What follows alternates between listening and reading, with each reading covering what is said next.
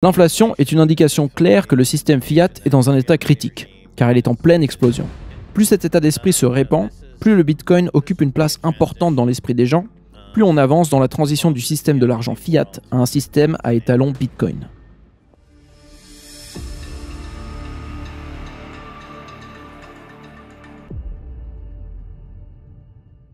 Si le maximalisme Bitcoin avait un visage, ça serait celui de Max Keiser, et il vous tirerait sans doute la langue. Nous avons le plaisir de vous présenter une traduction de morceaux choisis d'une interview de Max Keiser, donnée à Swan Bitcoin en août 2023. Max Keiser est un journaliste, podcasteur, producteur de documentaires et trader américain. Il était l'hôte du Keiser Report sur RT, où il faisait de la vulgarisation économique. Son style excentrique et son humour sarcastique ont fait de lui une personnalité connue sur Internet. Il est le créateur du Hollywood Stock Exchange, un site permettant d'échanger des actions fictives pour de l'argent fictif. Keiser s'est rendu célèbre par son activisme en créant le fonds Karma Bank, dont l'objectif était de profiter des baisses du prix des actions des entreprises boycottées par les ONG environnementales, en les shortant, dans le but de punir les entreprises causant des dégâts à l'environnement. Keiser s'est notamment attaqué à Coca-Cola, Walmart, Starbucks et Ryanair. Cette entreprise s'est soldée par un échec, au sujet duquel Max Keiser a fait la déclaration suivante. Si Karma Bank n'a pas fonctionné, c'est parce qu'il n'y a pas encore de masse critique de gens préparés à contre-attaquer. Ils préfèrent se comporter en victime. Keiser a réalisé un court documentaire pour Al Jazeera, dans lequel il enquête sur une Extraordinary Rendition, c'est-à-dire un kidnapping, organisé par la CIA. Cette investigation s'est soldée par l'emprisonnement d'un agent américain, Robert Seldon Lady. En 2010, Keiser a lancé une campagne internet intitulée Crash JP Morgan Buy Silver, dans laquelle il incitait les gens à acheter de l'argent pour forcer la banque américaine à couvrir son énorme position short sur le métal précieux. Keiser, qui a qualifié la banque JP Morgan de plus grand terroriste financier de Wall Street, s'est exprimé en 2017 sur Twitter à propos de ce mouvement viral, avec le message suivant. La campagne Crash JP Morgan Buy Silver a marché un certain temps et a fait passer le prix de l'argent de 17 à 50 $. Mais à ce moment-là, JP Morgan ont vendu 10 milliards d'onces de shorts non couverts et ont tué le rallye. Même si ce mouvement viral s'est soldé par un échec, il est très important historiquement car il marque l'entrée de la culture Internet dans la finance et préfigure l'affaire GameStop de 2021. Étant donné son attrait pour la culture Internet et sa défiance pour la finance traditionnelle, il n'est pas étonnant que Max Keiser se soit intéressé très tôt au Bitcoin. Il a commencé à investir en 2011, à une époque où le prix du Bitcoin tournait autour d'$1. Selon le site d'information Watcher.guru, cela lui a plutôt bien réussi, puisque sa fortune totale s'élèverait à 150 millions de dollars aujourd'hui. Max Keiser est maintenant un conseiller du président du Salvador, Nayib Bukele, qui a déclaré le cours légal du Bitcoin en 2021. Il est chairman de l'entreprise Volcano Energy, dont l'objectif est d'exploiter les ressources géothermiques du Salvador pour miner du Bitcoin.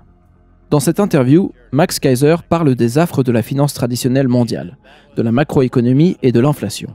Il détaille la profondeur de la corruption qui touche le système financier et les enjeux de régulation afférents au Bitcoin et aux autres projets crypto auxquels il réfère collectivement par l'expression « shitcoin ». Il termine en expliquant la raison pour laquelle il se définit comme un maximaliste et la manière dont le maximalisme permet de défendre le Bitcoin en le séparant fondamentalement des autres projets crypto. Sans plus attendre, voici Max Keiser. Le système de l'argent fiat est un jeu mondial auquel prennent part tous les pays. Et on le voit s'effondrer en temps réel dans des pays comme l'Argentine par exemple, ou le Liban, dont la banque centrale a récemment fait faillite. L'inflation est une indication claire que le système fiat est dans un état critique, car elle est en pleine explosion. C'est mauvais signe, car on peut être sûr qu'on ne reviendra pas en arrière. Les prix ne baisseront pas pour retrouver le niveau où ils étaient avant cette poussée récente. L'inflation est là pour rester, et l'effondrement de la monnaie fiat est en cours. Les gens le ressentent en ce moment, et leur qualité de vie partout dans le monde en souffre. Aux États-Unis, la situation est telle que les gens ne peuvent plus acheter de maison, et ils ont du mal à gérer la montée des prix des denrées alimentaires. Les prix de l'essence et de l'énergie commencent de nouveau à augmenter. L'inflation bat son plein en ce moment même, et il n'y a rien qui puisse être fait pour y remédier.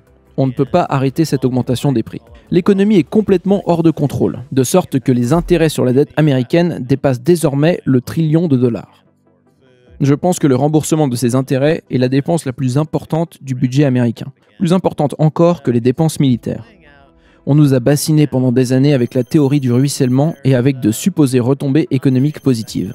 On nous a dit qu'on allait rembourser la dette en faisant croître l'économie et en augmentant ainsi les recettes fiscales. C'était la théorie qu'on nous a vendue pendant des années. Ils vont stimuler la demande globale, et cela va entraîner une croissance du PIB, et donc une quantité accrue d'argent dans les caisses de l'État, qui sera utilisée pour payer nos créanciers. Comme on pouvait s'y attendre, cela ne s'est pas passé comme ça du tout. Le véritable objectif de cette politique était de pouvoir imprimer le plus d'argent possible pour pouvoir faire des mal-investissements, c'est-à-dire voler le contribuable. Tout ce capital siphonné mondialement disparaît dans un trou noir contrôlé par les 4 grands cabinets comptables, ce casino flottant qui ne paie jamais d'impôts et qui pèse désormais plus de 30 trillions de dollars. Il n'y a pas de retour en arrière envisageable. Et il ne nous reste donc que 2 voies possibles. Soit on entre dans une forme fatale d'hyperinflation, soit on va simplement faire défaut à tous les niveaux et nous serons confrontés à une dépression déflationniste. Dans les 2 cas, nous avons à faire face à une dépression. Soit une dépression inflationniste comme celle que l'on voit au Zimbabwe, soit une dépression déflationniste comme celle des années 30 en Amérique. Quoi qu'il en soit, la qualité de vie se détériore et c'est le cas aux États-Unis de manière notoire. Personne n'a de solution à proposer et de toute façon, je pense qu'on a dépassé le stade des solutions.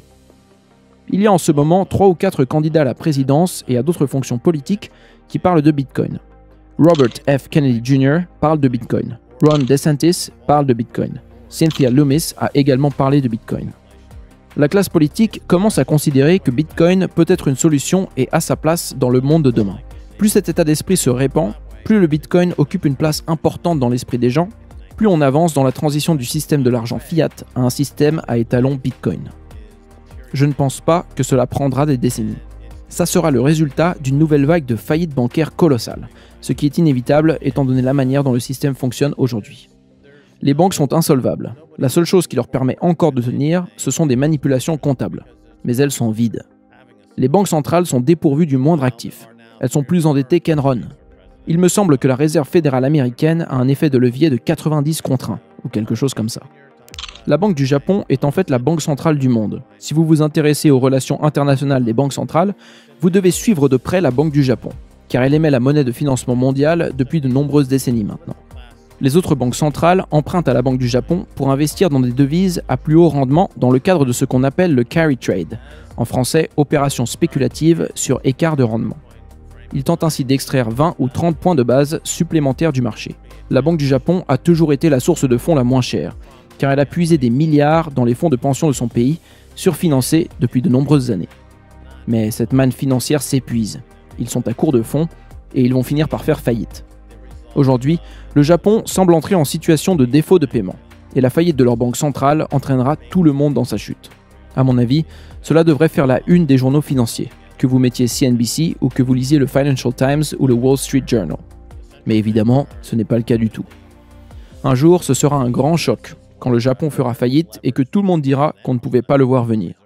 On aura l'impression d'un changement soudain du monde financier. Mais en fait, cet événement se prépare clairement depuis de nombreuses années.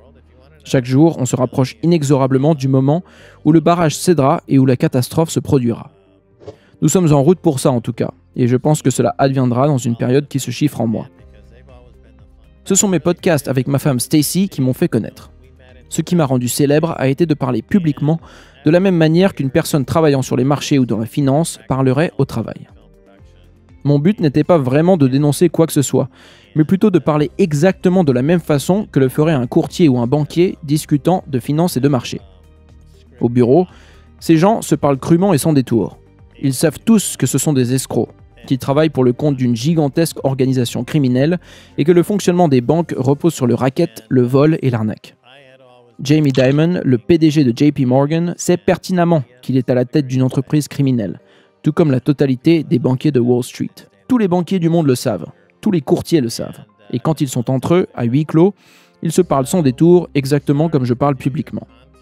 C'est pour ça que je pense que beaucoup de gens trouvent mes propos intéressants, car un grand nombre d'entre eux, en particulier dans le domaine de l'argent et des finances, sont très facilement distraits par le langage employé par la presse financière ou sur CNBC pour dissimuler ce qui se passe réellement. En réalité, la théorie des marchés efficients est absolument sans fondement. Les soi-disant marchés efficients, c'est juste un groupe de gars avec un terminal Bloomberg qui manipule les prix mieux qu'un autre groupe avec son terminal Bloomberg. C'est ça, le monde de la finance. Il n'y a pas de processus de détermination des prix, pour en revenir à un de mes sujets de prédilection. À ce stade de la financiarisation du monde, tous les prix sont frauduleux, car ils ne sont pas basés sur l'offre et la demande. mais sur la capacité technologique de faire évoluer les prix dans la direction dans laquelle on souhaite qu'ils aillent pour toucher un certain seuil qui déclenche d'autres événements. Voilà ce qui fait vraiment fluctuer les prix. L'offre et la demande n'y sont pour rien, où que ce soit. C'est la raison pour laquelle les marchés semblent si chaotiques, et c'est pourquoi l'économie part en vrille. Ces manipulations créent un tel chaos que les gens deviennent incapables de décrire la source de ce désordre. En fait, tous les actifs sur absolument tous les marchés sont mal évalués. Si on prend par exemple le marché des shitcoins, qui regroupe environ 25 000 projets, on se rend compte qu'il reflète tout le reste. Le marché des shitcoins est en fait une version miniature de la finance mondiale. C'est un marché tout à fait absurde, rempli de projets mal évalués. Les shitcoiners n'ont pas inventé la manipulation du marché. Ils imitent simplement ce que leurs prédécesseurs font dans la finance traditionnelle. C'est intéressant pour moi, qui suis dans la finance depuis plus de 40 ans, de voir comment les régulateurs ont réagi, en particulier Gary Gensler à la SEC. La commission prend progressivement conscience de ce qui se passe réellement avec ces shitcoins et de toutes les méthodes qui ont été utilisées par les créateurs de ces projets pour jouer à cache-cache avec le régulateur depuis de nombreuses années. Les escrocs à la tête des arnaques les plus sophistiquées sont conscients que les organes de régulation sont très lents à agir. Et c'est pourquoi ils se comportent délibérément pour éviter le contrôle réglementaire. Pourquoi aurais-je quoi que ce soit à dire de positif au sujet des régulateurs ? C'est une question que beaucoup de gens me posent. Un thème qui revient souvent parce que les gens sont surpris de mon approche. Le fait est que les marchés sans régulation ne fonctionnent pas du tout. L'anarcho-capitalisme ne marche pas. Car contrairement à ce que disent ses défenseurs, les marchés ne s'autorégulent pas. Ils ne prennent pas automatiquement soin d'eux-mêmes grâce à la main invisible et la soi-disant concurrence pure et parfaite. C'est faux aux États-Unis et c'est faux dans tous les pays. Tout comme les sports professionnels, les marchés ont besoin d'arbitres. Quelqu'un doit être présent sur le terrain pour s'assurer que les joueurs respectent les règles du jeu. C'est la même chose avec la finance. Il y a des règles et des lois dont l'objectif est de rendre les marchés compétitifs afin que le résultat soit mutuellement bénéfique pour tous les participants. C'est pourquoi il est nécessaire d'avoir une réglementation. Ce qui rend Bitcoin unique, c'est qu'il s'autorégule parfaitement de manière autosuffisante. Il est inerte et c'est ce qui lui donne sa beauté et son élégance. C'est une œuvre d'art, tout comme la chapelle Sixtine, qui est belle, esthétique et parfaite en elle-même, parce qu'elle obéit à certaines lois innées aux êtres humains. Les lois de l'art, de l'architecture, de la vision et de la perception. C'est ce qui fait que nous la considérons comme une œuvre d'art et non pas comme quelque chose de commun. Il y a une différence entre les deux. Avec Bitcoin donc, tout cela est autonome, et c'est pourquoi les régulateurs ne peuvent pas y toucher et ne le toucheront pas, car il a déjà atteint sa vitesse de fuite. Il est déjà parfait et complet en lui-même. Et il va continuer sur ce chemin, sur sa trajectoire, avec ou sans humain d'ailleurs. Nous avons besoin de Bitcoin, mais Bitcoin n'a pas besoin de nous. Même si la race humaine venait à disparaître, des blocs continueraient d'être créés pour l'éternité.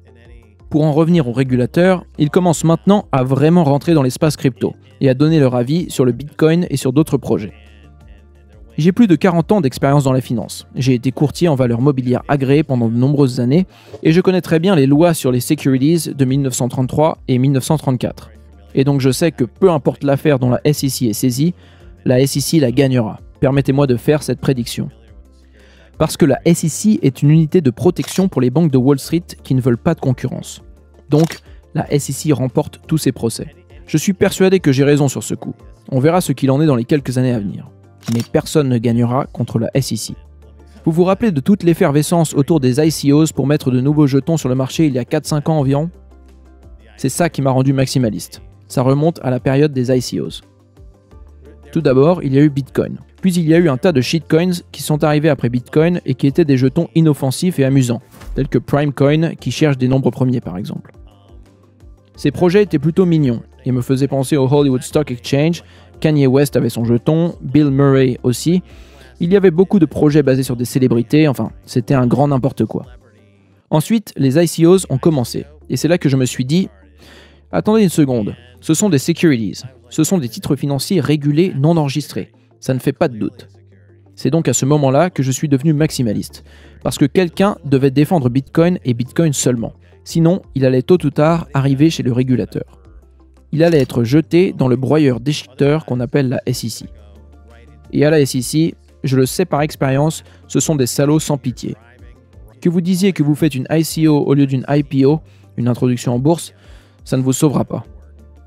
Ils viennent dans le secteur crypto, ils sont déjà rentrés et ont décimé un certain nombre de projets. Et ils vont continuer de le faire et ils ne vont pas s'arrêter.